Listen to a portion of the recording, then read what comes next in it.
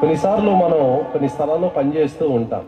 మీరు ఒక అటెండర్గా కానీ పియోన్గా కానీ పనిచేశారనుకోండి, ఒక పెద్ద ప్రధాని ముందు బయట వాచ్మెన్ లా కూర్చొని ఉండాలి. పనులే ఉండదు, ఊరికనే కూర్చొని ఉండాలి.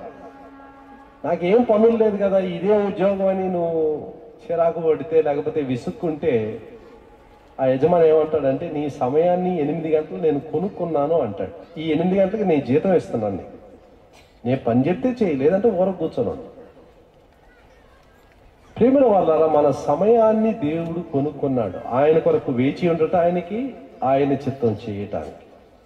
మనుజాశలను అనుసరించి నడుచుకొనక నా సమయం విషయంలో ఒక విషయం గుర్తుపెట్టుకోవాలి. సమయం పోగొట్టుకుంటే మరలా అది మనకు తిరిగి రాదు. మిగతా విషయాలు తిరిగి రావచ్చు. కొన్నిసార్లు పోగొట్టుకున్న డబ్బు కష్టపడి మరలా సంపాదించుకోవచ్చు, పోగొట్టుకున్న ఆరోగ్యం కష్టపడి మరలా సంపాదించుకోవచ్చు.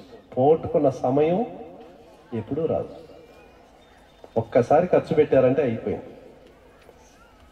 పార్వతీపురం వచ్చి 2 దినాలు అయింది అంటే అర్థం ఏంటి? నా సమాధికి ఇంకా 2 రోజులు తగ్గిపోయింది, ఇంకా కొంచెం సమీపం అయిపోయాను అర్థం.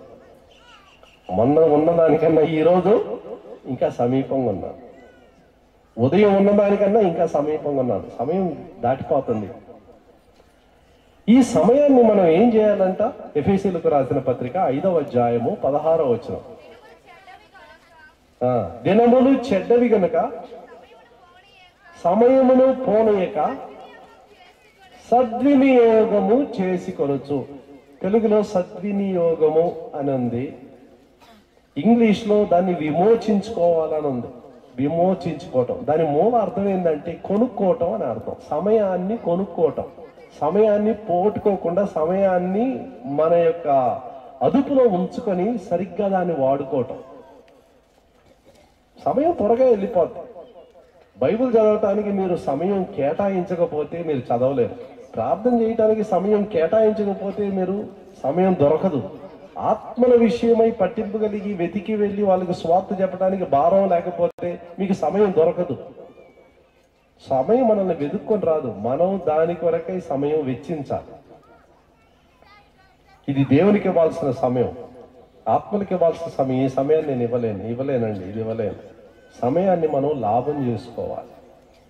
సమయమును పోనీయక సద్వినియోగము చేసుకోనొచ్చు. ఎందుకంటే దినములు చెడ్డవి గనుక. మన సమయాన్ని దేవుడు కొనుక్కున్నాడు, అది దేవుడికి సంబంధించిన సమయం. వీళ్ళు ఏమంటున్నారంటే, సమయం ఇంకా రాలేదు కదా ప్రభు పని చేయటానికి. కొన్ని విషయాలు చాలా తొందరగా అత్యవసరంగా మనం చేయవలసిన పనులు బైబిల్లో ఉన్నాయి. ఇది నువ్వు ఖచ్చితంగా ఈరోజే చేయాలని ఉంది. ఏ విషయాలు ఈరోజే చేయాలి? 2 కొరింథీ 6వ అధ్యాయం 2వ వచనం. 2 కొరింథీ 6వ అధ్యాయం 2వ వచనం. అనుకూల సమయమందు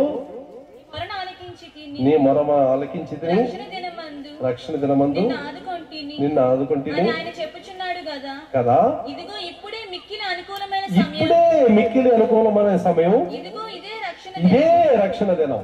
రక్షణ పొందడానికి రేపు కూడా వాయిదా వేయకూడదు, సాయంత్రానికి కూడా వాయిదా వేయకూడదు. ఇప్పుడు ఇదే. ఎంత తొందరపాటుతో ప్రభు మాట్లాడుతున్నాడు చూడండి. ఎందుకంటే సాయంత్రం నువ్వు ప్రాణంతో ఉంటావో లేదు తెలియదు. నువ్వు రక్షణ పొందకపోతే, యేసు ప్రభు నీ హృదయంలో చేర్చుకోకపోతే ఈ సాయంత్రం ఏం జరుగుతుంది నీకేం తెలుసు? ఇదే రక్షణ దినము, ఇప్పుడే అనుకూలమైన సమయం. ప్రభు త్వరపెట్టుచున్నాడు. ఆపద రాబోతుంది. రక్షణ పొందు, మారు మనసు పొందు.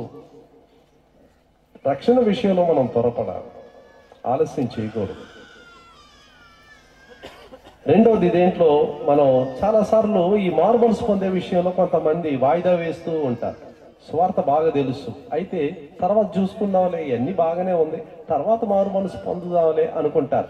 హెబ్రీయులకు రాసిన పత్రిక 12వ అధ్యాయం 17వ వచనం.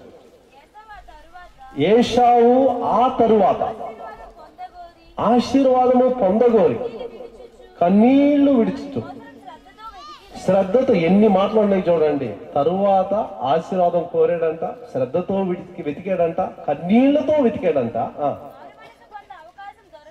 దొరకక విసర్జింపబడ్డాడు. మారు మనసు పొందడానికి అవకాశం ఇయ్యబడలేదు. మారు మనసు అనేది దేవుని కృపను బట్టి మానవ హృదయంలో కలిగే ఒక పశ్చాత్తాపం. అది మన ద్వారా కలిగేది కాదు. దేవుడు హృదయాన్ని కదిలించినప్పుడు మనం కదలాలి. ఆయన కదిలేటప్పుడు నువ్వు కదలలేదు అనుకో, తర్వాత నువ్వు కదలాలని నువ్వు ఆశపడతావు, ఆయన కదలడు. అది అపాయం. తరువాత అనేది చాలా భయంకరమైన మాట. రక్షణ విషయంలో ఎప్పుడు కూడా తరువాత అనేది ఉండకూడదు. ఈ ఏశావు ఎవరండి? గొప్ప గొప్ప దైవజనుడైన అబ్రహాము యొక్క మనవడు, విశ్వాసులకు తండ్రి అయిన అబ్రహాము యొక్క మనవడు. ఎంత మంచి కుటుంబంలో నుంచి వచ్చాడు చూడండి. రక్షణను నిర్లక్ష్యం చేశాడు, మారు మనసును నిర్లక్ష్యం చేశాడు, వాయిదా వేశాడు, తర్వాత చేద్దాం అనుకున్నాడు. కన్నీటితో వెతికాడు, శ్రద్ధతో వెతికాడు, ఆశీర్వాదం పొందగోరాడు. టైం అయిపోయింది అన్నాడు ప్రభు.